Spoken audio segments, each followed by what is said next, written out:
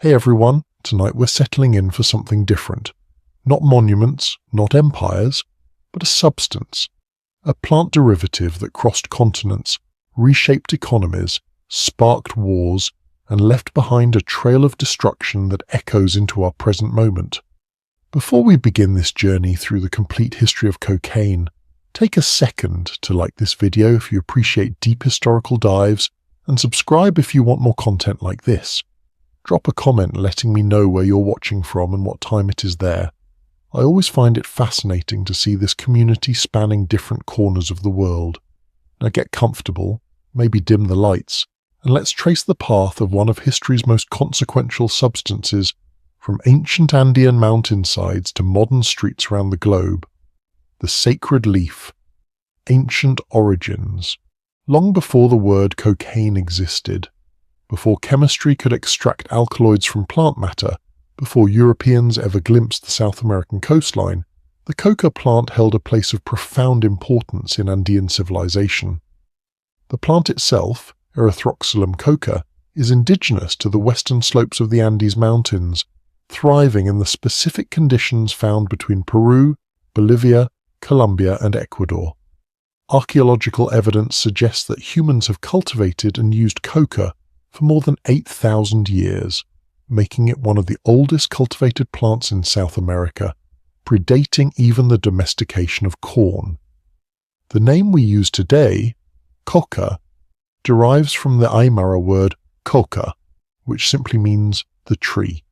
This linguistic origin speaks to the plant's fundamental place in Andean culture, woven so deeply into the fabric of daily life that it earned one of the simplest possible designations. The Aymara people, indigenous to the Andes and Altiplano regions, were among the first to recognize and cultivate the plant's properties, but they were far from the only ones. From the Valdivian culture around 3000 BCE through the Moche, Wari, and countless other pre-Columbian civilizations, coca leaves appear repeatedly in the archaeological record.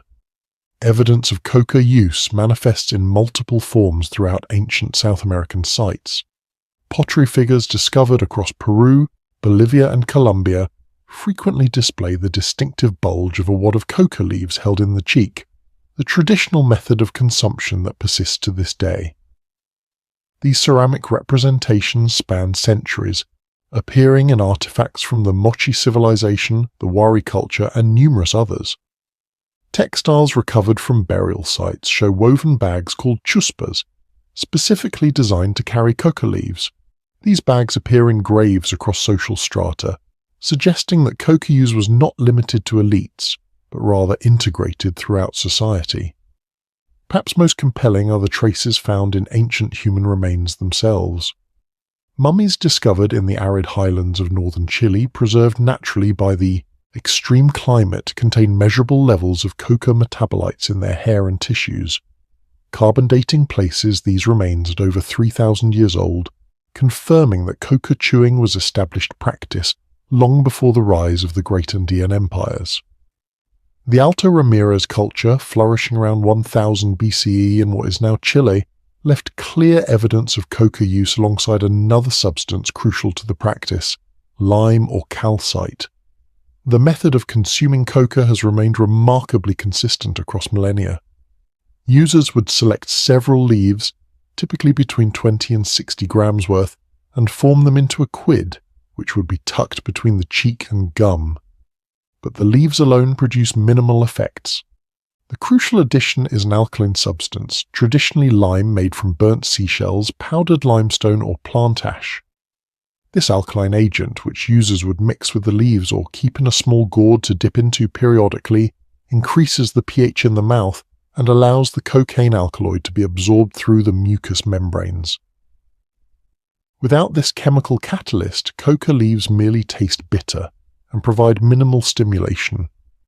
The effects experienced by traditional users differ dramatically from what most people associate with cocaine today. When chewed in its natural form, coca provides a mild stimulant effect, reduces fatigue, suppresses appetite, and helps combat the physical challenges of living at high altitude. The concentration of cocaine in dried coca leaves rarely exceeds 1%. far too low to produce euphoria or the intense effects associated with refined cocaine. Instead, users report increased endurance, reduced hunger, and an improved ability to function in the oxygen-depleted air of the Andes Mountains. For peoples living at altitudes where physical labor becomes exponentially more difficult, these properties were invaluable. The plant itself comes in several distinct varieties, though all belong to one of two main species, Erythroxylum coca or Erythroxylum novogranitense. Within these species, 4 main varieties emerged, each domesticated independently in different regions of South America. The Huánuco variety, also called Bolivian coca, grows primarily on the eastern slopes of the Andes in Peru and Bolivia. The Amazonian variety thrives in the lowland regions. Colombian and Trujillo varieties developed in northern Andean regions. Recent genetic analysis confirms that these varieties represent multiple independent domestication events, demonstrating that different Holocene peoples across South America independently recognized the plant's value and cultivated it to serve their needs. But coca was far more than a functional tool for physical labor. In pre-Columbian Andean societies, the plant held profound spiritual significance. The leaves were offerings to gods, burned in ceremonies to carry prayers to the heavens, placed in graves to accompany the dead into the next world. This sacred dimension would reach its zenith under the Inca Empire, but its roots extend thousands of years deeper into South American history. The Inca and the divine leaf. When the Inca civilization began its explosive expansion from Cusco around 1438 CE, under the Emperor Pachacutec, whose name means he who remakes the earth, coca was already ancient. The Incas did not discover or even popularize the leaf. What they did do was elevate it to the center of their religious, social, and economic systems in ways that would forever shape how the plant was understood and used. The Inca believed coca to be a gift from the gods themselves. They assigned the plant its own goddess, Mama Coca, who watched over the harvest and blessed those who treated the leaves with proper reverence. A legend that survived the conquest tells of a woman named Cuca, so extraordinarily beautiful that no man in the empire could resist her charms. Aware of her power, she used it frivolously, manipulating men until word reached the great Inca himself. As punishment, he ordered her executed, cut in half, and buried. From her grave sprouted a miraculous plant that gave strength, vigor, alleviated pain, and sustained those who consumed it. The people named it coca, in honor of that beautiful and irresistible woman. Whether this myth predated the Incas or was created during their reign remains unclear, but it perfectly encapsulates the dual nature of coca in Inca thought. Simultaneously sacred and dangerous, life-giving and potentially corrupting, a divine gift that demanded respect. Spanish chroniclers who arrived after the conquest documented elaborate ceremonies in which coca played a central role. The priest Cristobal de Molina, living in Cusco around 1565, described rituals where Inca priests burned coca leaves and blew the smoke toward Inti, the sun god who was their primary deity, as well as toward other gods including Viracocha, the creator, and Pariacaca, a powerful mountain deity. Other chronicles detail how coca formed part of the offerings burned to honor the Sapa Inca, the emperor himself considered divine. The 16th century manuscript by Martín de Murua, titled Historia del origen y genealogía real de los reyes incas del Perú, includes illustrations showing indigenous men making offerings to various gods, with coca explicitly labeled among the gifts. These weren't casual offerings. Coca featured prominently in the most important ceremonies of the Inca religious calendar. During planting and harvest times, during festivals honoring different deities, during the investiture of new emperors, coca leaves were burned, chewed, and scattered as offerings to ensure divine favor. The plant's role extended beyond religious ceremony into the social and political structure of the empire. Access to coca was carefully controlled. The finest coca, grown in the warm valleys east of Cusco where conditions were optimal, was reserved for the nobility, the priests, and the Sapa Inca himself, Common people could access lower quality leaves, but even this was regulated. Coca served as both a form of currency and a marker of status. Warriors received coca as a reward for bravery. Workers on major projects like the construction of temples or the famous road system were given coca as part of their compensation. Messengers running along the thousands of miles of Inca roads chewed coca to sustain themselves during their exhausting sprints across mountain passes. Spanish accounts, written after the conquest with a mixture of fascination and disdain, note that Inca nobles and priests kept elaborately woven chuspas, pouches for holding coca, decorated with intricate patterns that denoted the owner's rank and status. These bags were personal items, carefully maintained and never shared. To receive coca from another person's chusp was a sign of great honor and intimacy. The practice of sharing coca in social settings, which persists today, originated in this ancient tradition of bonding and reciprocity. The empire maintained vast coca plantations in the warm valleys, particularly in regions that are now part of Bolivia and Peru. These plantations were worked by mita laborers, the mandatory public service that all subjects owed the empire. Cultivating coca was demanding work. The plants required careful tending, protection from pests, and precise harvesting.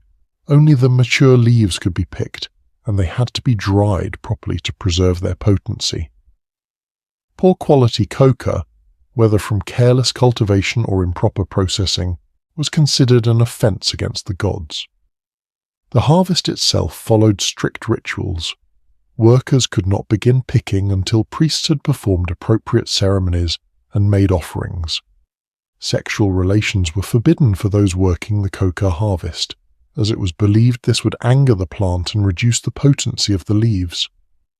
Women played important roles in coca cultivation, and many of the ceramic figures showing coca chewing depict both male and female users, suggesting that access to coca was not gender-restricted in Inca society. The physiological benefits that made coca so valued remain the same ones recognized by modern science, though the Incas understood them through their own cultural framework. The leaves helped combat altitude sickness, a serious concern in an empire stretching across the highest mountain ranges in the Americas. They reduced appetite, valuable for workers who needed to labor long hours with limited food supplies. They suppressed fatigue, enabling soldiers to march and messengers to run distances that astonished the Spanish. And they provided a mild euphoria that, in a harsh environment where physical survival demanded constant effort, offered moments of relief and connection. Yet the Incas also recognized that coca could be misused. Excessive consumption was discouraged, seen as showing disrespect to Mama Coca and the gift she represented. Those who chewed coca constantly, who seemed unable to function without it, were viewed with a mixture of pity and contempt. The ideal was moderation, ritual use, and grateful acknowledgement of the plant's divine origins. This balanced relationship with a powerful substance would be completely shattered by the arrival of Europeans. The Spanish conquest and colonial coca, when Francisco Pizarro and his conquistadors arrived in Peru in 1532, they found an empire in chaos. The Inca Empire was recovering from a devastating civil war between two claimants to the throne, Huasca and Atahualpa. Smallpox, brought by Europeans but spreading faster than the conquistadors themselves travelled, had already killed the previous emperor and countless subjects. Into this weakened giant stepped 168 Spanish soldiers, and within a few years they had shattered the largest empire in the Americas. The Spanish initially had little interest in coca. They saw the indigenous practice of coca chewing as a heathen custom, associated with the pagan religious ceremonies they were trying to stamp out. Early colonial authorities attempted to ban coca entirely. They viewed it as part of the idolatrous practices that needed to be eliminated for the successful conversion of the indigenous population to Christianity. Bishop and chroniclers wrote disapprovingly of how natives would not work without their coca, would not perform ceremonies without coca, seemed unable to function without constantly chewing the leaves. But then reality intervened. the Spanish had conquered an empire for its wealth, particularly the legendary gold and silver that had drawn them across the ocean. That wealth needed to be extracted. Mountains needed to be mined, fields needed to be worked, new cities needed to be built. All of this required labour, enormous amounts of it, and the Spanish had no intention of doing this work themselves. They needed the indigenous population to work for them, and they quickly discovered that without coca, that work became exponentially more difficult. Indigenous workers, especially those forced to labour in the brutal conditions of high-altitude silver mines like Potosi, simply could not function effectively without coca. The mines were hellish places. Workers descended into narrow shafts, sometimes hundreds of feet deep, and spent their days in darkness, cold and thin air, hauling ore and enduring conditions that killed thousands. Coca was not just a comfort, it was a survival tool that enabled workers to endure the altitude, the exhaustion, and the crushing weight of their enslavement. The Spanish made a pragmatic calculation.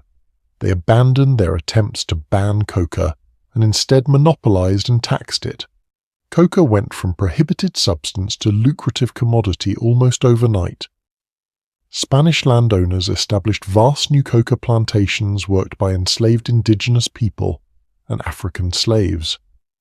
The old Inca restrictions on who could cultivate and access coca evaporated. Production expanded dramatically as Spanish entrepreneurs recognized the financial opportunity. Father Bernabé Cobo, a Jesuit missionary writing in the 1650s, noted that coca had become the most profitable product in the Indies and has made many Spaniards rich. This was no exaggeration. The coca trade generated enormous wealth for Spanish colonists. They sold it to indigenous workers at inflated prices, sometimes extracting the wages they had just paid back again through the sale of coca leaves. Mine owners found that workers given regular coca breaks could labour longer hours in conditions that would otherwise quickly prove fatal. The leaves became as essential to the colonial economy as the silver being extracted. Spanish merchants established trading networks that moved coca from the warm valleys where it grew to the cold highlands where mines and cities created demand. Llama caravans, the traditional method of Andean transport, now carried coca alongside other goods along routes that connected Lima to Potosi, Cusco to Quito. The Spanish imposed taxes on these shipments, turning coca into a significant source of colonial revenue. Yet even as they profited from coca, many Spanish colonists viewed the indigenous people's use of it with a mixture of contempt and superstition. They mocked the idea that coca had spiritual properties, dismissing indigenous beliefs as primitive nonsense. But some Spanish observers began to notice that perhaps the Indians were onto something. Father Cobo, despite his role as a Christian missionary, wrote that indigenous people claimed coca gives them strength, and they feel neither thirst, hunger, nor tiredness. He noted these claims with a skepticism tinged with curiosity. Other Spanish writers documented similar observations. Workers given coca could march longer, carry heavier loads, work extended hours without food. Miners could spend full days underground in conditions that would quickly incapacitate Spanish overseers who ventured below. Messengers still ran impossible distances, and soldiers could campaign in territories where Spanish troops struggled with altitude sickness.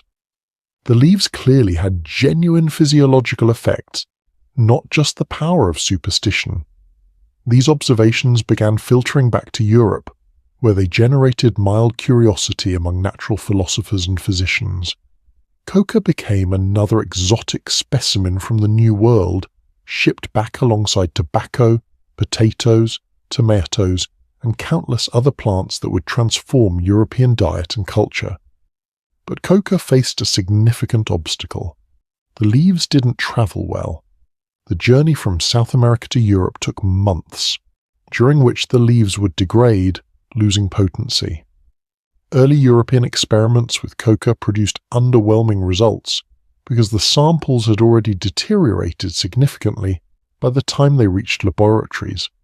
For nearly 3 centuries, coca remained primarily a colonial phenomenon, a substance used by indigenous and mestizo populations in South America while Europe largely ignored it.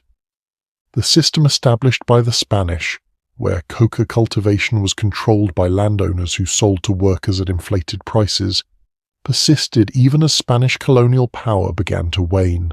The plant had been thoroughly integrated into the colonial economy, but its true chemical secrets remained locked within leaves that lost their power during long ocean voyages. Scientific isolation and the birth of cocaine. The 19th century brought revolutionary advances in chemistry. Scientists developed techniques for isolating active compounds from plants, work that had already succeeded with morphine from opium poppies and caffeine from coffee beans. Coca leaves, despite their reputation in South America, remained frustratingly difficult to study because samples arriving in Europe had deteriorated. That changed in the 1850s when improvements in shipping and preservation techniques finally allowed fresh coca leaves to reach European laboratories. In 1855, German chemist Friedrich Gaedeke made the first successful attempt at isolating an active compound from coca leaves. Working methodically, he extracted the leaves with acidified water, then evaporated the solution and dried the residue. What remained were white crystals, though contaminated with an oily residue. Gaedeke named his discovery erythroxyline, after the botanical source, Erythroxylum coca. His process was crude, his yield was small, and the contamination meant the properties of the isolated compound remained unclear. But he had proven that coca's effects came from a specific chemical component that could be extracted and purified. 5 years later, a graduate student at the University of Göttingen named Albert Niemann refined and perfected the extraction process. His advisor, the renowned chemist Friedrich Wöhler, had received a trunk full of coca leaves from Karl von Scherzer, a scientist aboard the Austrian frigate Novara during its circumnavigation of the globe. Wöhler passed the precious samples to his doctoral student, asking him to analyze them thoroughly. Niemann threw himself into the work. He experimented with different solvents and extraction methods, carefully documenting each step of his process. Using a mixture of 84% ethanol and 16% water, slightly acidified with dilute sulfuric acid, he achieved dramatically better results than Gaedeke had managed. His process yielded 0.25% pure product from the dried leaves, a respectable amount given that the total cocaine content rarely exceeds 1.8%. More importantly, his product was much purer, forming colorless, transparent crystals. Niemann described his discovery with scientific precision in his dissertation, published in 1860 under the title Über eine neue organische Base in den Coca-Blättern, on a new organic base in the coca leaves. He named the substance cocaine, following the standard naming convention for alkaloids. His description of its properties showed careful personal experimentation. Its solutions have an alkaline reaction, a bitter taste, promote the flow of saliva, and leave a peculiar numbness, followed by a sense of cold when applied to the tongue. That observation about numbness, almost an afterthought in Niemann's writing, would prove to be one of cocaine's most significant properties. He noted it, but didn't appreciate its implications for medicine. How could he? Anesthesia was still a young field, and the idea of local anesthetics that could numb specific body parts without causing unconsciousness hadn't been fully developed. Niemann had discovered the compound, characterized its properties, but the true applications remained for others to discover. Tragically, Niemann died the following year at the age of 26. He had been experimenting with mustard gas as part of his research, and exposure to the toxic chemical likely caused his early death. His colleague Wilhelm Lossen continued the work, repeating Niemann's analyses and correcting his molecular formula. Working with the relative atomic mass values of the time, Niemann had proposed C32H8. Lossen recalculated and concluded the correct formula was C17H2704, which remains accepted today. Understanding cocaine's chemical structure took another 3 decades. The molecule is complex, built around a tropane ring system that it shares with other medically important alkaloids like atropine. Chemists including Albert Leidenberg, Carl Lieberman, and Alfred Einhorn worked to piece together the structure, developing increasingly sophisticated analytical techniques. Their work wasn't just academic. Understanding the molecule's structure was essential for two reasons. It would allow synthetic production, potentially eliminating dependence on cultivated coca, and it would enable the creation of related compounds with similar properties but possibly fewer drawbacks. As the structure became clear, the German pharmaceutical company Merck began manufacturing cocaine in 1862. Initially, production was tiny, measured in fractions of a kilogram per year, and the substance was extraordinarily expensive. It remained a laboratory curiosity, one of many alkaloids being isolated from plants as chemistry advanced. Cocaine at this point had no medical use, no recreational following, no commercial application. It was just another interesting compound with numbing properties when applied to the tongue. That was about to change dramatically. Within 2 decades, cocaine would be everywhere, touted as a miracle cure for everything from depression to alcoholism, present in wines and tonics and soft drinks, prescribed by doctors and celebrated by prominent figures including Sigmund Freud. But first, someone needed to discover what cocaine could actually do in the human body beyond tasting bitter and numbing the mouth. The medical miracle and Freud's enthusiasm. In the early 1880s, a young Viennese neurologist named Sigmund Freud was struggling. At 28, he had achieved some minor successes in his research, but hadn't made the breakthrough that would establish his reputation. He was engaged to Martha Bernays, but couldn't afford to marry. He was ambitious, brilliant, and desperate for the discovery that would make his career. Then he heard about cocaine. Freud learned of the substance through medical journals, particularly from reports by Theodor Aschenbrandt, a German military physician who had experimented with giving cocaine to Bavarian soldiers. Aschenbrandt claimed the drug increased soldiers' endurance, allowing them to march longer distances without fatigue. American medical literature also contained enthusiastic reports about coca's potential therapeutic applications. Freud saw opportunity. In April 1884, Freud received his first batch of cocaine from the Angel's Pharmacy in Vienna. The pharmaceutical company Merck had begun producing it in larger quantities, though it remained expensive. Freud, funded by research grants and presumably some pharmaceutical company support, began what he would describe as selfless self-experimentation. In truth, he became his own test subject, regularly consuming cocaine and carefully noting the effects. The impact was immediate and intoxicating. Freud felt the most gorgeous excitement upon his first dose. He described experiencing exhilaration and lasting euphoria, and noticed that the drug suppressed hunger and fatigue. In letters to his fiancée Martha, his language grew increasingly enthusiastic, sometimes manic. He wrote that he had started taking cocaine against depression and against indigestion, and with the most brilliant success. He was certainly right that the effects were more interesting than Gaviscon, the digestive remedy he had been taking. Freud began prescribing cocaine to friends and colleagues. He sent samples to contacts in the medical community, arguing that the drug had enormous potential for treating various conditions. In July 1884, just months after his first experience with cocaine, Freud published Über Coca in the journal Centralblatt für die gesamte Therapie. The paper was comprehensive, detailed, and wildly enthusiastic.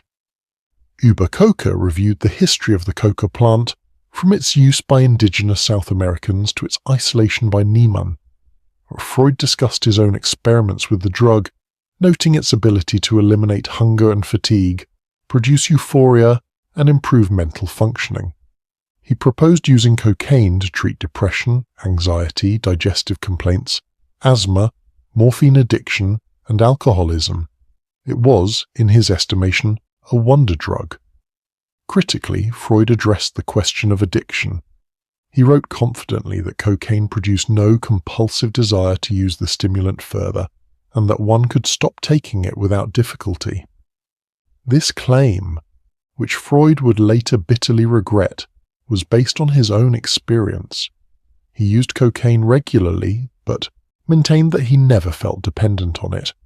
Of course, if he was always consuming cocaine, he never reached the point where withdrawal symptoms would appear.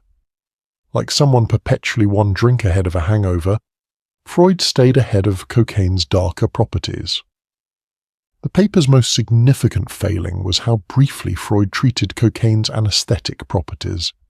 In what some historians describe as more of a postscript than a real analysis, he noted that cocaine has a marked anesthetizing effect when brought into contact with the skin and mucous membrane in concentrated solution, and suggested this might make it suitable for a good many applications.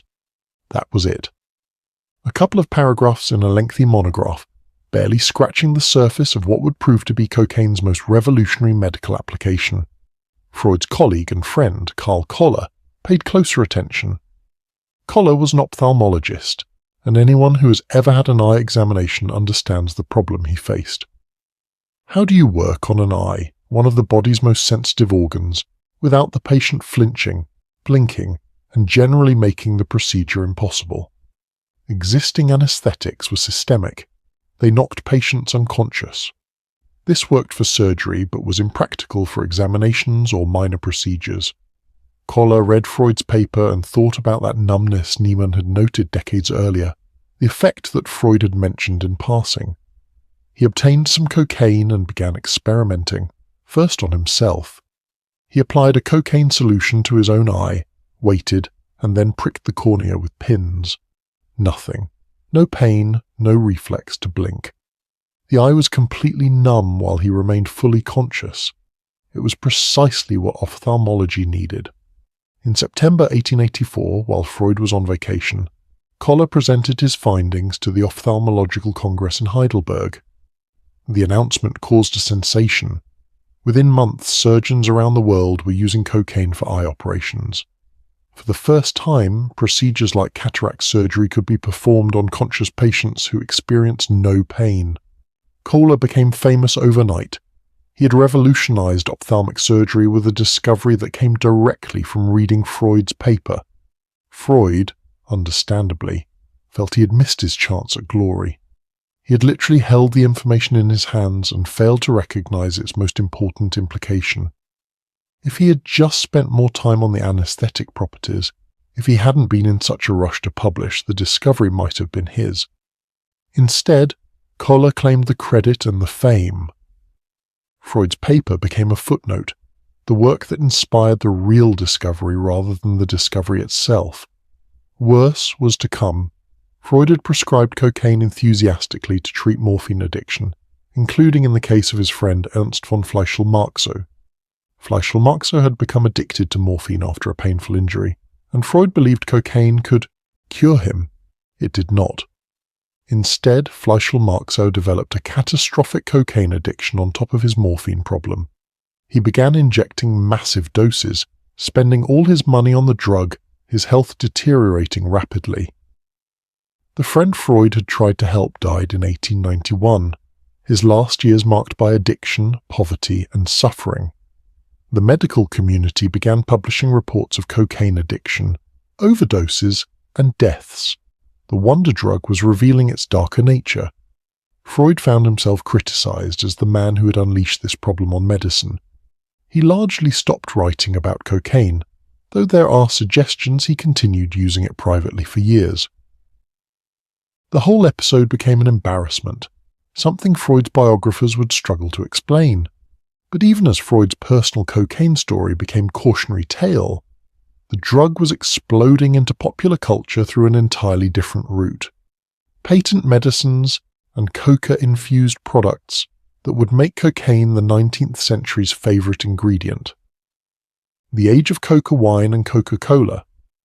While scientists debated cocaine's medical applications, entrepreneurs saw market opportunity. The 1860s through 1890s represented the golden age of patent medicines, products marketed with grandiose claims and often containing potent drugs including morphine, opium, alcohol, cannabis, and increasingly cocaine. These tonics promised to cure everything from consumption to melancholia, and the public, in an era before real pharmaceutical regulation, bought them enthusiastically. The most successful coca-based product predated Freud's paper by 20 years. In 1863, a Corsican chemist named Angelo Mariani introduced Vin Mariani, a Bordeaux wine infused with coca leaf extract. The combination was inspired. Wine already had a mild psychoactive effect from alcohol, and when alcohol and cocaine are consumed together, the body produces cocaethylene, a unique compound that creates a more intense and longer-lasting high than either substance alone. Vin Mariani was marketed as a tonic for health, energy, and vigor. Each ounce contained 6 milligrams of cocaine along with 17% alcohol. The formula was carefully calibrated, enough cocaine to produce noticeable effects, but not so much that the product would face immediate scandal. Mariani positioned his tonic as sophisticated and medicinal, the drink of refined people seeking health and vitality. His marketing was genius. Mariani collected testimonials from the famous and powerful, publishing them in advertisements and promotional literature. The list reads like a who's who of late 19th century culture and politics.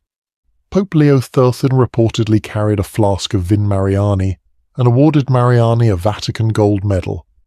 Queen Victoria of England was a devotee. American presidents Ulysses S. Grant and William McKinley endorsed it. Inventors like Thomas Edison, writers like Jules Verne and H.G. Wells, composers, artists and intellectuals across Europe and America sang its praises. Grant's case was particularly poignant. The former president, dying of throat cancer in 1885, used Vin Mariani while writing his memoirs. The drug likely helped him push through the pain and exhaustion, completing his book shortly before death. Whether the cocaine actually helped or simply made him feel capable of working while dying is debatable, but the testimonial was powerful advertising. Even a dying general had found relief in Mariani's tonic. The success of Vin Mariani inspired countless imitators. Across Europe and America, coca wines proliferated. Most contained less cocaine than Mariani's formula, but some contained more. The market became crowded with competing brands, all claiming superior benefits. And then, in 1885, an Atlanta pharmacist named John Pemberton introduced his own version, Pemberton's French wine coca. Pemberton had been a Confederate colonel during the American Civil War. Wounded during the conflict, he had developed a morphine addiction while treating his injuries. Like Freud would later suggest, Pemberton believed cocaine might cure his morphine dependence. It did not, but his experimentation led him to create a coca wine that he claimed contained more cocaine than Vin Mariani's product. Pemberton's French wine coca sold well, but then Atlanta made a decision that would change American beverage history. In 1885, Fulton County, where Atlanta is located, voted to become dry, prohibiting the sale of alcohol. This was part of the growing temperance movement that would eventually lead to nationwide prohibition. For Pemberton, this was a crisis.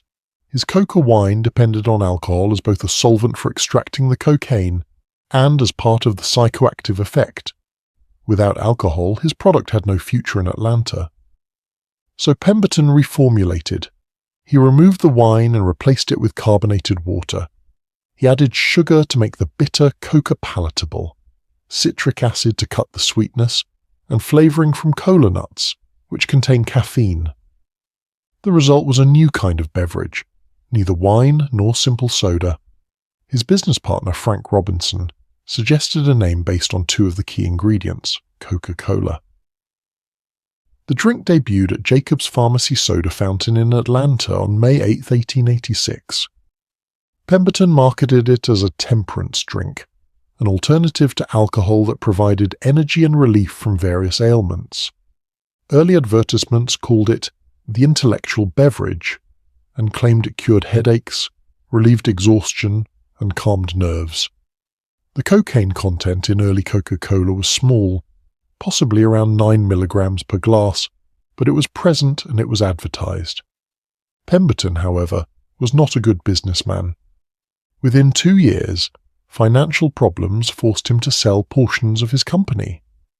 Asa Griggs Candler, a fellow Atlanta pharmacist with much sharper business sense, began acquiring the various shares and patents. By 1892, Candler had complete control and incorporated the Coca-Cola Company. Candler was both businessman and chemist. He refined the formula, made it more consistent, and built a distribution system that would spread Coca-Cola across America. But he also began facing a problem. Public opinion about cocaine was starting to turn. By the early 1890s, reports of cocaine addiction, cocaine-related deaths, and cocaine-fueled crime began appearing in newspapers. The substance that had been touted as a miracle cure a decade earlier was now being called a dangerous drug. Candler responded by quietly reducing and eventually eliminating the cocaine from Coca-Cola's formula. The exact timeline is disputed.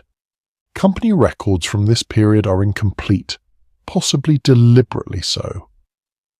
What's clear is that by 1903, Coca-Cola was using spent coca leaves that had already been processed to extract cocaine for medical use. These spent leaves gave the drink its name, and perhaps some flavor, but contained negligible amounts of the active alkaloid. The cocaine was gone, replaced by increased caffeine to maintain the stimulant effect. But the damage to cocaine's reputation was accelerating. The same properties that had made it seem miraculous were now seen as dangerous. The euphoria that Freud had celebrated became evidence of addictive potential.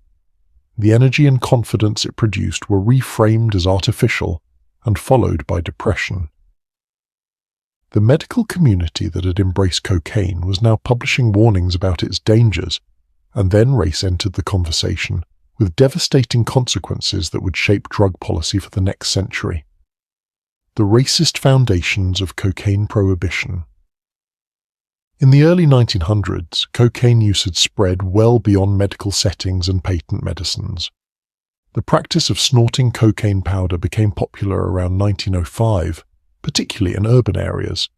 This method delivered cocaine to the bloodstream much faster than Vin Mariani or Coca-Cola ever had, producing more intense effects and greater addictive potential. Cocaine hydrochloride, the refined powder, was available in drugstores, sold in patent medicines, and relatively cheap. Different populations used cocaine for different reasons. Working-class whites used it for energy during long factory shifts. Artists and intellectuals used it for creative inspiration. Actors used it for confidence on stage. Physicians sometimes self-prescribed it for various ailments, and African Americans, particularly in the South, had access to cocaine through the same patent medicines and drugstores as everyone else. But in the racist environment of early 20th century America, cocaine used by black Americans was portrayed in dramatically different terms.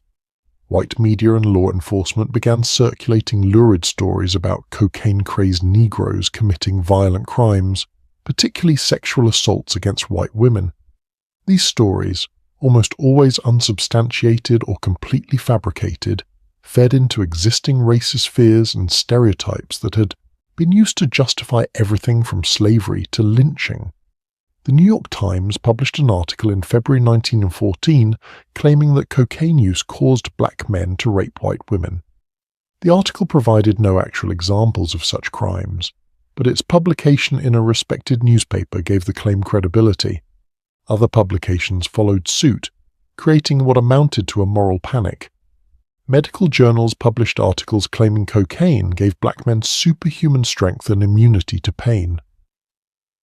The Journal of the American Medical Association published an editorial stating, "Negroes in the South are reported as being addicted to a new form of vice, that of cocaine sniffing or the coke habit."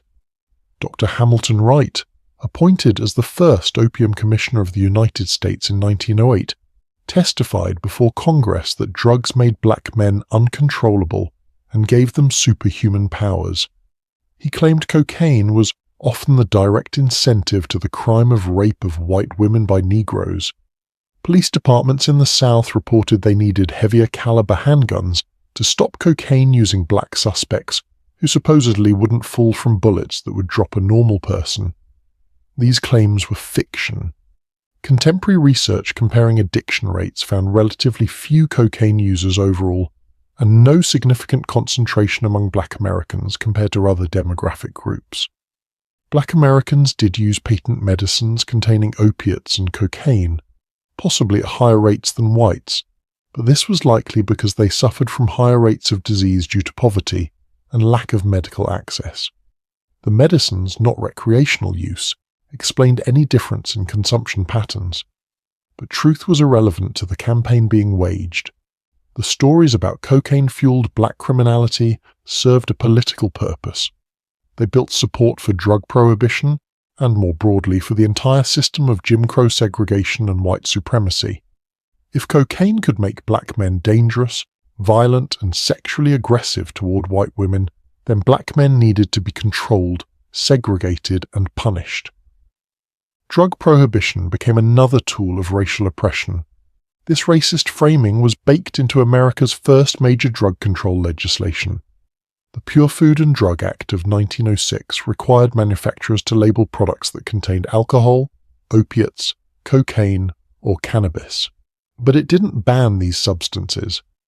It was primarily a consumer protection measure, giving people information about what they were buying. The labeling requirement did lead to a decline in cocaine consumption, as people realized what they were taking, but the law was hardly prohibition. The Harrison Narcotics Tax Act of 1914 went much further.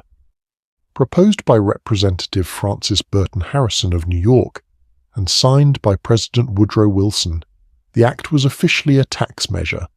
It required anyone who produced, imported, manufactured, distributed, or dispensed opiates or coca products to register with the federal government and pay a special tax. In theory, this was regulation, not prohibition. In practice, the law was designed and enforced as a ban. The penalties for violating the Harrison Act included up to 5 years in prison and substantial fines. Most significantly, the law was interpreted to prohibit doctors from prescribing narcotics to maintain addicts' habits. In 1919, the Supreme Court ruled in Webb v. United States that prescribing narcotics purely to maintain an addiction was not legitimate medical practice and therefore violated the Harrison Act. This effectively criminalized addiction. The Webb decision had enormous consequences. Overnight, thousands of Americans who had developed addictions to morphine, heroin, or cocaine could no longer obtain these drugs legally. Some cities briefly established narcotic clinics that dispensed drugs to registered addicts, attempting to provide a legal alternative to the black market. But these clinics were shut down by federal agents who argued they violated the Harrison Act. By 1925, all such clinics had closed. The result was the creation of a criminal market for drugs that had previously been legal. Addicts who couldn't get prescriptions turned to illegal dealers. A black market emerged to meet demand, complete with the violence, corruption, and crime that always accompanies prohibition. The very problems that drug laws were supposed to solve, they instead created and intensified. The law's supporters had warned it would take drug dealers off the streets. What actually happened was the creation of an entire criminal economy built around providing people with substances they could no longer legally obtain. Cocaine was driven underground, where quality control vanished, where prices rose dramatically, where violence became standard practice, and where users became criminals subject to arrest and imprisonment. The racial dimension of enforcement was unmistakable. Despite using drugs at similar or lower rates than whites, black Americans were arrested and convicted for drug offenses at dramatically higher rates. In 1986, before the passage of additional drug laws, African Americans were subject to 11% longer federal drug sentences than whites. By 1990, that disparity had grown to 49% longer sentences. Mass incarceration, justified partly through drug prohibition, began its exponential growth. Cocaine had become more than a drug. It had become a tool of social control, a justification for expanding the power of law enforcement, and a means of criminalizing and imprisoning populations that white America feared. The plant that indigenous Andeans had used for thousands of years without destroying their societies had been transformed into a monster by prohibition, racism, and political opportunism. The cocaine trade moves south. While the United States and Europe made cocaine illegal and destroyed legal markets, demand for the drug did not disappear. Some people were genuinely addicted. Others simply wanted the euphoric effects that cocaine provided. Criminalizing cocaine didn't eliminate desire for it. It just meant that meeting that desire became a criminal enterprise. In the early and mid-20th century, the illegal cocaine trade was relatively small scale. Some cocaine was diverted from pharmaceutical production. Some was smuggled from the few places where it remained legal. But the amounts were modest compared to what would come later. Cocaine use declined significantly during the 1920s through 1960s, never disappearing entirely but no longer the widespread phenomenon it had been around 1900. Then, the 1970s arrived. American and European culture shifted.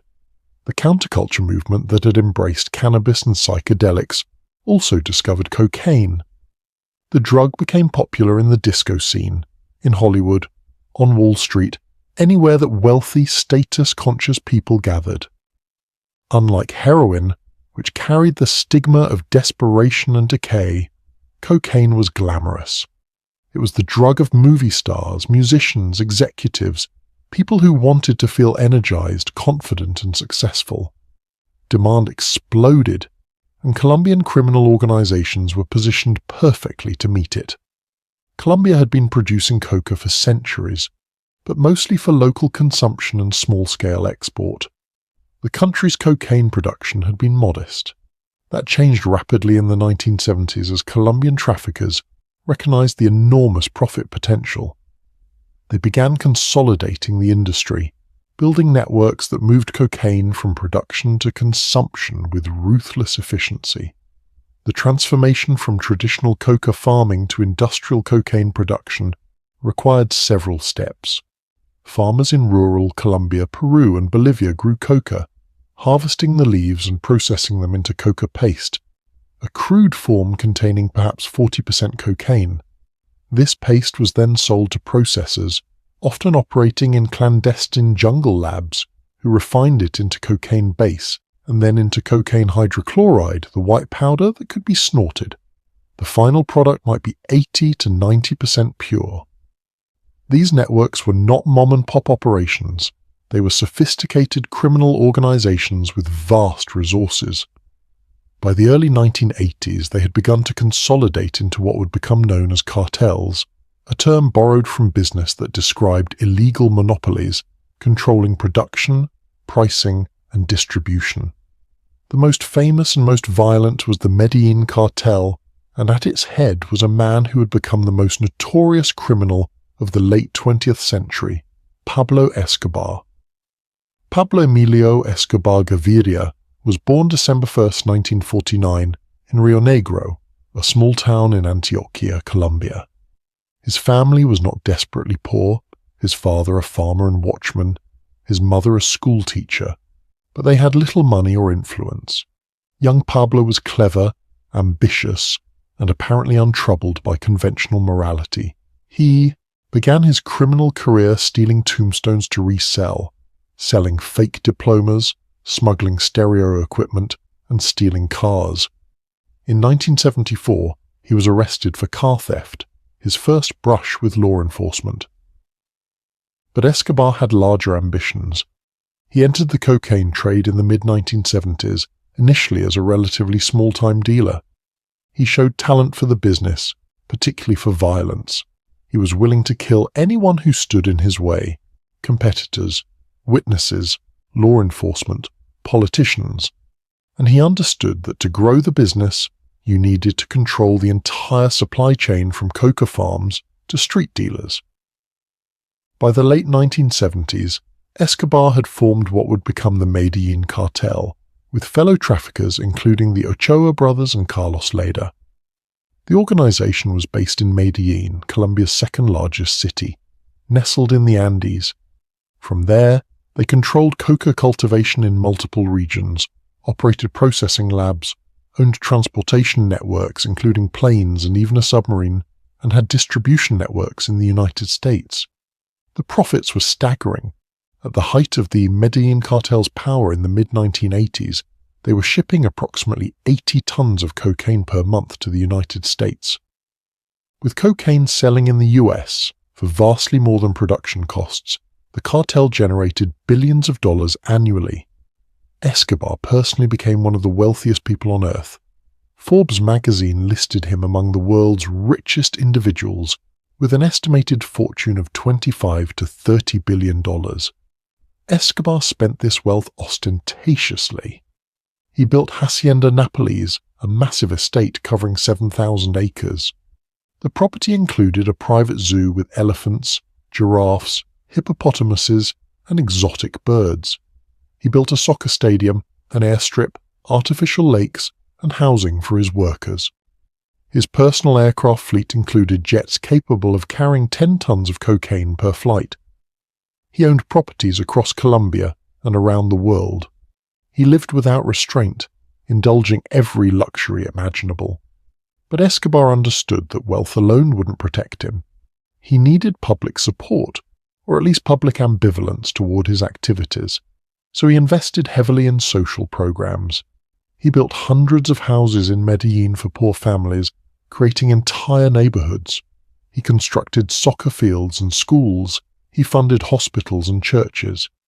To many poor Colombians, Pablo Escobar was not a monster, but a benefactor, a Robin Hood figure who took money from wealthy American cocaine users and redistributed it to Colombia's poor. This public relations campaign had genuine impact.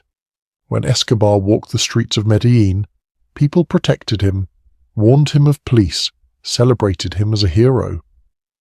Over 25,000 people attended his funeral after his death, many genuinely mourning. A neighborhood he built was named Barrio Pablo Escobar in his honor. He cultivated this image carefully, understanding that public support made him harder to catch and harder to prosecute. Yet none of this obscures the reality. Escobar was a murderer on an almost incomprehensible scale. He pioneered plata o plomo, silver or lead, bribes or bullets. Those who accepted bribes became part of his network. Those who refused died. He killed journalists who reported on the cocaine trade. He assassinated politicians who opposed him, including presidential candidate Luis Carlos Galán in 1989 and Justice Minister Rodrigo Lara in 1984. In 1985, when the Colombian Supreme Court was considering extradition cases, Escobar funded an assault by M19 guerrillas on the Palace of Justice. The guerrillas stormed the building and took the justices hostage. The Colombian military responded with overwhelming force, and in the fighting, 11 Supreme Court justices died along with dozens of other people. Evidence suggests the real target was destroying case files related to drug traffickers. Whether Escobar directly ordered the attack or simply enabled it remains debated, but his involvement was substantial. When the threat of extradition to the United States intensified in the late 1980s, Escobar launched what became known as narco-terrorism. The cartel bombed buses, shopping centers, and government buildings. They targeted police officers, killing hundreds. In 1989, they placed a bomb on Avianca Flight 203, killing all 107 people aboard in an unsuccessful attempt to assassinate presidential candidate Cesar Gaviria, who wasn't on the flight. The campaign of terror was designed to make Colombia's government negotiate rather than extradite. It worked partially. In 1991, Escobar surrendered to Colombian authorities on the condition that he would not be extradited and that he could serve his sentence in a prison he built himself. La Catedral, as it was known, was less prison than luxury resort. Escobar designed it with a soccer field, bar, jacuzzi, and comfortable living quarters. His hand-picked guards provided security, preventing anyone from harming him, but certainly not preventing him from continuing to run his drug empire from behind bars. The arrangement was absurd, and it lasted only a year. When Colombian authorities learned Escobar was torturing and murdering rivals inside La Catedral, they moved to transfer him to a real prison. Escobar escaped during the transfer in July 1992, vanishing into Colombia. For the next 16 months, he was a fugitive while Colombian and American forces hunted him relentlessly. The search involved a joint task force including Colombian police, DEA agents, and a CIA surveillance team using sophisticated electronic equipment. Perhaps more importantly, a vigilante group called Los Pepes, people persecuted by Pablo Escobar, began systematically killing Escobar's associates, bombing his properties, and terrorizing anyone connected to him. Los Pepes were almost certainly supported by Escobar's rivals in the Cali cartel and possibly by Colombian and American authorities who wanted deniability for their methods. On December 2, 1993, electronic surveillance located Escobar in a middle-class neighborhood in Medellin. Police surrounded the building. Escobar attempted to flee across the rooftops with a bodyguard but was shot and killed. The photographs of his body, sprawled on a rooftop with bullet wounds, circulated globally. The most powerful drug trafficker in the world, the man who had terrorized an entire nation, was dead at age 44. Escobar's death did not end the cocaine trade. The Cali cartel, which had been competitors and then enemies of Medellin, took over much of the market. When the Cali cartel leadership was eventually captured or killed in the mid-1990s, smaller organizations and Mexican cartels filled the void. The system Escobar helped build was too profitable, too entrenched to die with him. Cocaine continued flowing north, and the violence, corruption, and suffering continued with it. The crack epidemic and mass incarceration. While Pablo Escobar was building his cocaine empire in the 1980s, a new form of the drug was about to devastate American cities. In the early part of the decade, most cocaine in the United States was powder cocaine hydrochloride, typically snorted. This form was expensive, sometimes costing $100 per gram on the street, making it a drug primarily accessible to middle-class and wealthy users. Then someone discovered a simple chemical process that would make cocaine available to everyone, including the urban poor. The process is straightforward. Cocaine hydrochloride is a salt, the cocaine molecule bound to hydrochloric acid. It's water-soluble and has a relatively high melting point, making it impractical to smoke. But if you mix cocaine hydrochloride with a base like baking soda or ammonia and heat it, you create crack cocaine, a free base form that melts at low temperatures and produces vapors that can be smoked. Smoking crack delivers cocaine to the brain faster than snorting powder. The effect is more intense, shorter lasting, and far more compulsive. Where a powder cocaine high might last an hour, a crack high peaks in seconds but fades within 10 to 15 minutes, creating an intense desire to use again immediately. Users report that crack creates more powerful cravings than powder cocaine, making addiction develop more quickly. The other crucial difference was economic. Because crack could be sold in small quantities, individual rocks costing $5 to $20, it became accessible to populations who could never afford powder cocaine. Dealers could produce crack themselves, buying powder cocaine, processing it with simple household ingredients, and selling the result at enormous profit margins. Crack cocaine appeared in major cities starting around 1984-1985. Miami saw it first, then Los Angeles, New York, and quickly spreading to urban centers across America. By 1987, crack was reportedly available in all but 4 states. The spread was explosively rapid because the economics worked for everyone in the supply chain. Colombian cartels sold powder cocaine to American distributors. Distributors sold it to street dealers. Dealers converted it to crack and sold to users. Each level extracted profit, and the final product generated massive revenue from a population that had been economically shut out of the powder cocaine market. The impact on inner-city communities, particularly African-American neighborhoods, was catastrophic. Crack houses appeared where users could buy and smoke the drug, often in abandoned buildings. These locations became hubs of criminal activity, prostitution, and violence. Crack's intense addictiveness meant users would do almost anything to obtain money for the next hit. Property crime skyrocketed. Addicted mothers gave birth to babies exposed to cocaine in the womb, creating a generation of so-called crack babies whose developmental challenges were sensationalized in media reports. Violence exploded. The crack trade was enormously profitable, but completely outside legal channels. Disputes over territory, stolen drugs, or unpaid debts were resolved through violence. Young men, often teenagers, became enforcers and dealers, armed and willing to kill. By 1988, crack-related murders in New York City accounted for 32% of all homicides and 60% of drug-related killings. In Los Angeles, gang violence fueled by crack dealing reached unprecedented levels. Cocaine-related hospital emergency room visits increased 110% between 1985 and 1986, from 26,300 to 54,200 cases. By 1987, that number had reached 94,000. People were overdosing, having cardiac emergencies, suffering strokes, experiencing psychotic episodes. Crack was killing users directly through medical complications and indirectly through violence, HIV transmission via shared pipes, and the general chaos it created in communities. The media response was hysterical. News outlets ran constant stories about crack destroying America, crack babies who would never develop normally, crack-fueled violence making cities uninhabitable.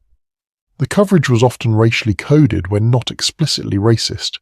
Crack was portrayed as a black drug, destroying black communities, even though white Americans also used crack. The images shown were overwhelmingly of black suspects, black neighborhoods, black victims.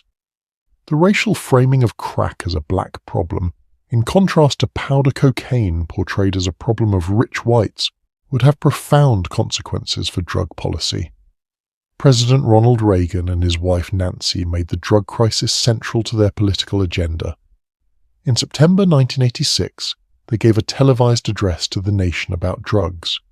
Nancy Reagan launched her Just Say No campaign, traveling to schools and urging children to refuse drugs through willpower alone. The campaign was criticized as simplistic, but it reflected the Reagan administration's approach. Drugs were a moral failing, not a public health problem or a symptom of deeper social issues.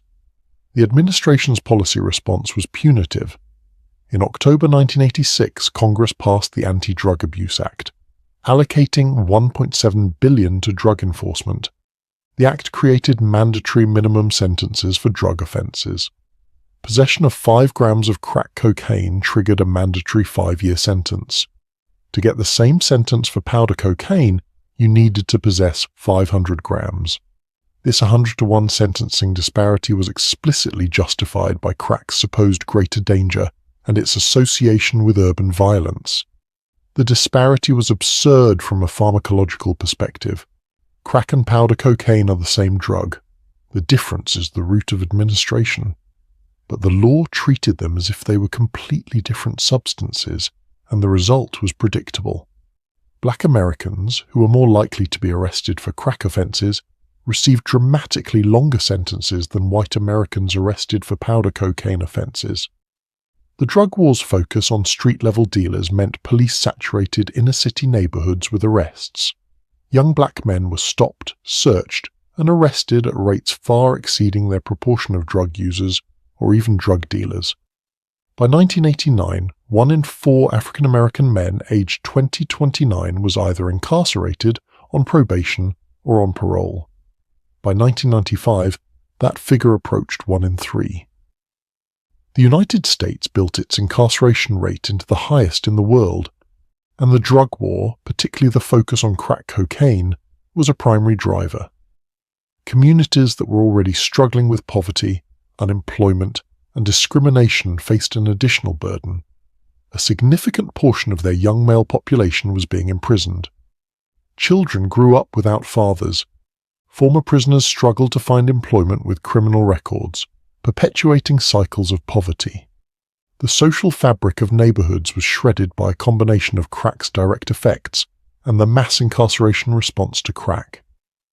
Yet while black communities faced police occupation and mass imprisonment, the actual crisis was often downplayed or treated as somehow deserved.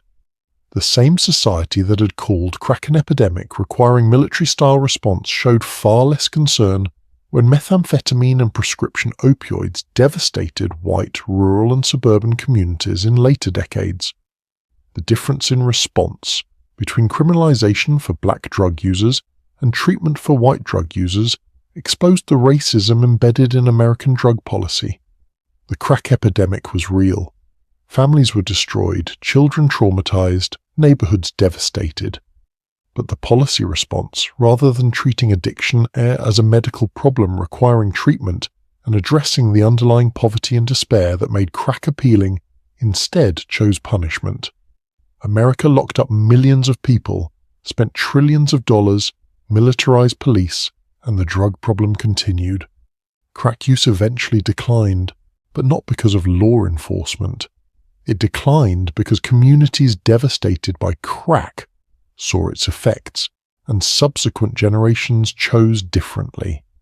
Modern cocaine, production and consequences. The cocaine trade in the 21st century remains remarkably resilient despite decades of interdiction efforts.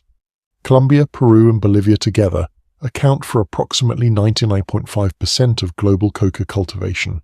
Colombia alone produces about 60%, followed by Peru at 26% and Bolivia at 13%. These percentages shift year to year as eradication efforts in one country push cultivation to another, but the overall production has remained high and in recent years has increased. In 2023, Colombia reported that coca cultivation had increased by 10% to 253,000 hectares, with potential cocaine production reaching 2,664 metric tons.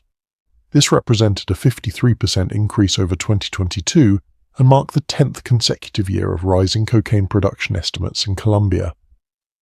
The increases were no longer concentrated in a single region, but spread across 16 of Colombia's 19 coca-producing departments.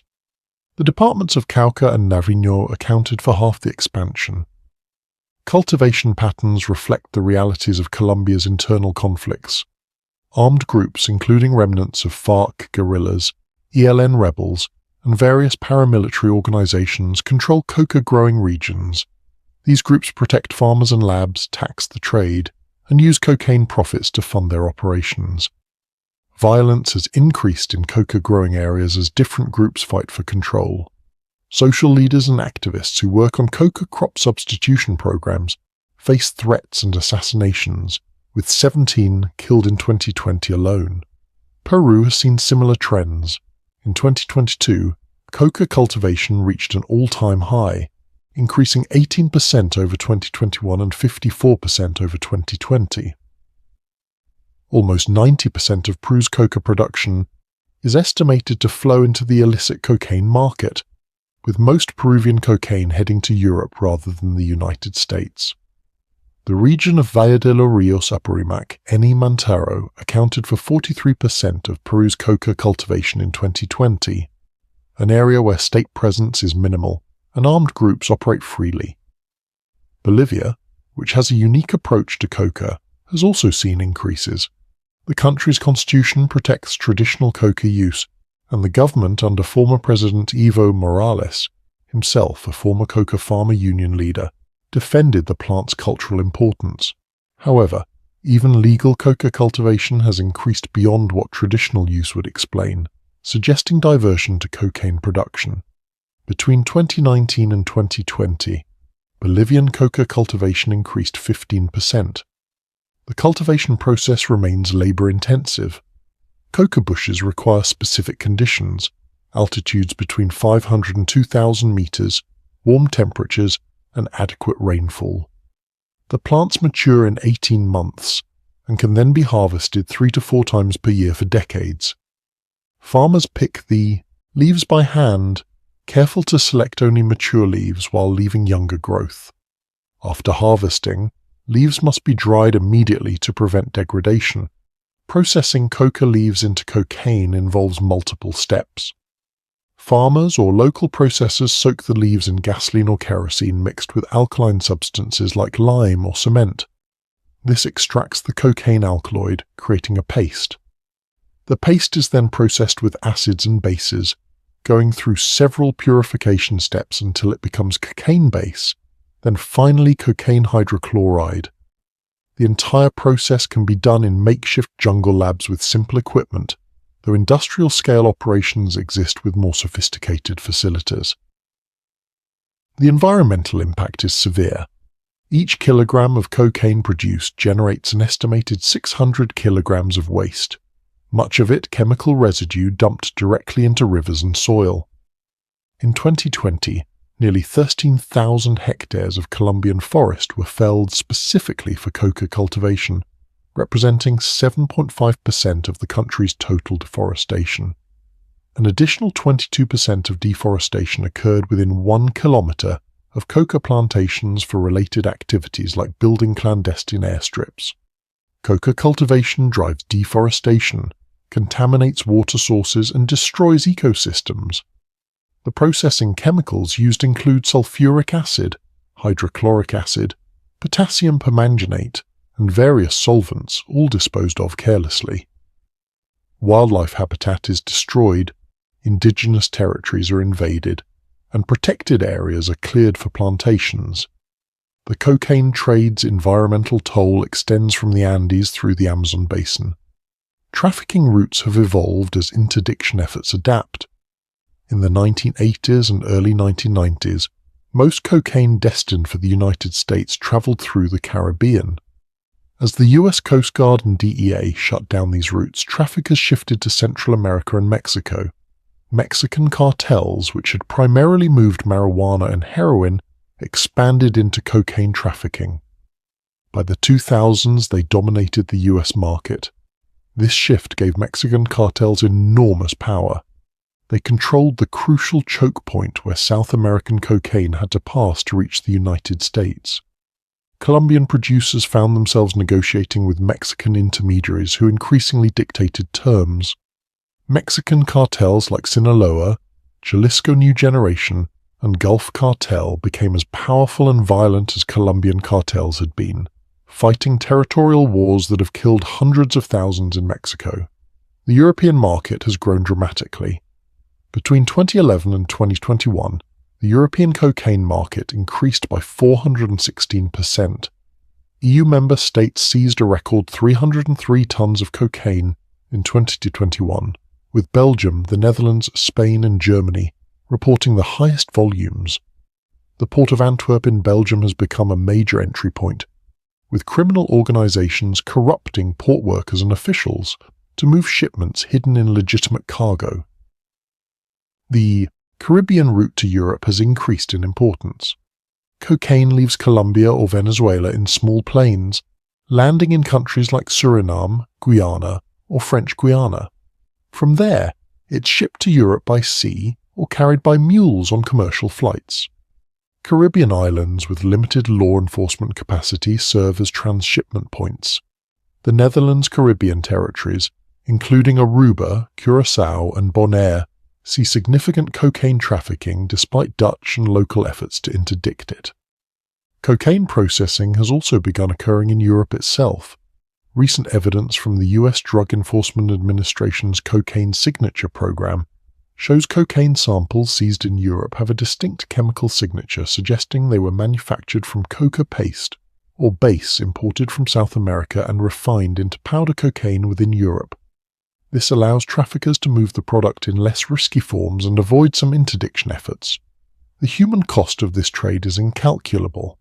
In Colombia, Peru and Bolivia, coca cultivation and cocaine trafficking fuel corruption, violence, and political instability. Indigenous communities see their territories invaded, their leaders threatened, their traditional ways of life disrupted. Farmers in coca-growing regions face impossible choices: grow coca and risk eradication or arrest, but make enough money to survive or refuse and remain in desperate poverty. The money generated by cocaine trafficking corrupts governments at every level. Politicians take bribes, police work for traffickers, judges rule in favor of criminals, entire institutions become compromised. Colombia has made progress in combating its cartels, but violence and institutional corruption persist. Peru and Bolivia struggle with weak state presence in coca-growing regions, leaving power vacuums that armed groups fill. In consuming countries, cocaine use causes addiction, overdoses, and deaths. In 2020, there were approximately 6.5 million cocaine users in North America alone. Europe had 5.7 million users. The drug ruins lives, breaks up families, and contributes to crime. Emergency rooms treat cocaine overdoses complicated by the presence of fentanyl and other adulterants added by dealers to stretch supplies or enhance effects. The cocaine trade also contaminates water supplies in consuming nations. When people use cocaine, their bodies metabolize most of it, but some is excreted unchanged in urine. Wastewater treatment plants don't always remove cocaine and its metabolites completely, meaning traces enter rivers, lakes, and oceans. The environmental impacts in consumer countries are less visible than deforestation in South America, but they're real. Conclusion. The lessons we haven't learned tonight. We've traced cocaine's journey from sacred leaf to global crisis, from Andean mountainsides where it sustained civilizations for millennia, to laboratories where it was isolated, medical offices where it was prescribed, streets where it was sold, and prisons where its users are confined. This journey reveals not just the story of a drug, but a reflection of human nature, our capacity for both reverence and excess, healing and harm, cooperation and violence. The indigenous peoples of South America developed a relationship with coca that lasted 8,000 years without destroying their societies. They understood the plant's power, regulated its use through ritual and custom, and integrated it into their spiritual and practical lives without the catastrophic consequences that followed European contact. This suggests the problem isn't the plant itself, but how different cultural frameworks engage with powerful substances. The 19th century enthusiasm for cocaine as a medical miracle shows how quickly scientific discovery can outpace understanding. Albert Niemann isolated cocaine with meticulous care. Sigmund Freud celebrated it with wild enthusiasm. Angelo Mariani sold it to royalty and popes. Millions of people consumed it in wines and tonics and cola drinks, all believing they were improving their health. The medical establishment, pharmaceutical companies, and the public all participated in creating the first cocaine epidemic, driven by incomplete knowledge and commercial interest. The racist panic of the early 20th century that led to prohibition reveals how drug policy has always been shaped more by prejudice than evidence. The stories about cocaine-crazed Negroes were lies, but they were useful lies for people who wanted to expand police power, justify segregation, and criminalize black communities. The Harrison Act and subsequent drug laws created the problems they claimed to solve: a criminal market, violence, corruption, and mass incarceration. We're still living with these consequences a century later. Pablo Escobar's rise and fall demonstrates both the extraordinary profits generated by prohibition and the violence it inevitably produces. The cocaine trade made Escobar one of the richest men on earth, but that wealth came from death. The deaths of rivals, police, judges, politicians, journalists, and innocent people who happened to be in the wrong place. The cartels filled the void created when legal cocaine markets were destroyed, and they did so with a brutality that legal markets never would have employed. The crack epidemic and the war on drugs show how America chose punishment over treatment, incarceration over public health. When crack devastated inner cities, the response was mandatory minimums, militarized police, and a prison-building boom. The 100-to-1 sentencing disparity between crack and powder cocaine was explicitly designed to imprison black Americans. We created the world's largest prison system, destroyed millions of lives, spent trillions of dollars, and drug use continued. Today, cocaine production is at record highs. Despite decades of eradication efforts, interdiction programs, and enforcement actions, more cocaine is being produced and consumed than ever before. The environmental destruction continues, the violence continues, the corruption continues, the addiction and death continue. We have devoted enormous resources to a strategy that demonstrably does not work, and we continue doing it because changing course would require admitting that prohibition has failed. There are lessons here that extend beyond cocaine. Every drug scare follows similar patterns: initial enthusiasm, recognition of problems, moral panic often with racist overtones, prohibition, creation of criminal markets, violence and corruption, mass incarceration, and continued use despite all efforts to stop it. We saw it with cocaine. We saw it with alcohol during Prohibition. We saw it with heroin, methamphetamine, and now with fentanyl. Each time we claim this drug is different, this crisis is unprecedented, this time Prohibition will work. Each time it doesn't. Some places are trying different approaches. Portugal decriminalized personal drug possession in 2001 and invested in treatment instead of incarceration. Drug-related deaths decreased. HIV transmission decreased. Problematic drug use decreased. Switzerland pioneered heroin-assisted treatment programs that provide pharmaceutical-grade heroin to severe addicts in controlled settings, dramatically improving health outcomes and reducing crime. These approaches treat addiction as a medical problem, not a moral failing requiring punishment. Bolivia's recognition that coca in its traditional form is not cocaine, that the plant has legitimate uses that should be protected while controlling cocaine production, offers another model. The problems arise not from the plant but from concentrated, purified, commodified forms created by global markets. Portugal shows that decriminalization reduces harm. Switzerland shows that treating addiction as illness rather than crime saves lives. Bolivia shows that respecting traditional use while controlling abuse is possible. But the United States, which has driven global drug policy through international treaties and pressure on other nations, remains largely committed to prohibition despite overwhelming evidence of failure. The Fair Sentencing Act of 2010 reduced the crack to powder cocaine sentencing disparity from 100 to 1 to 18 to 1, an improvement but still unjust. Some states have begun treating drug possession as a misdemeanor rather than a felony. These are incremental reforms of a system that fundamentally does not work. The complete history of cocaine teaches us that the story of any drug is really the story of humans, our desires, our prejudices, our capacity for both wisdom and folly. It teaches us that prohibition creates far more problems than it solves. It teaches us that racism has shaped drug policy at every stage. It teaches us that we keep making the same mistakes despite having every opportunity to learn from history. The sacred leaf that sustained Andean peoples for 8 millennia didn't cause the carnage of the past century. We did, through greed, through racism, through prohibition, through choosing punishment over compassion. Until we learn these lessons and change our approach, the suffering will continue. If you made it this far, I genuinely appreciate you taking this journey through cocaine's long and troubling history with me.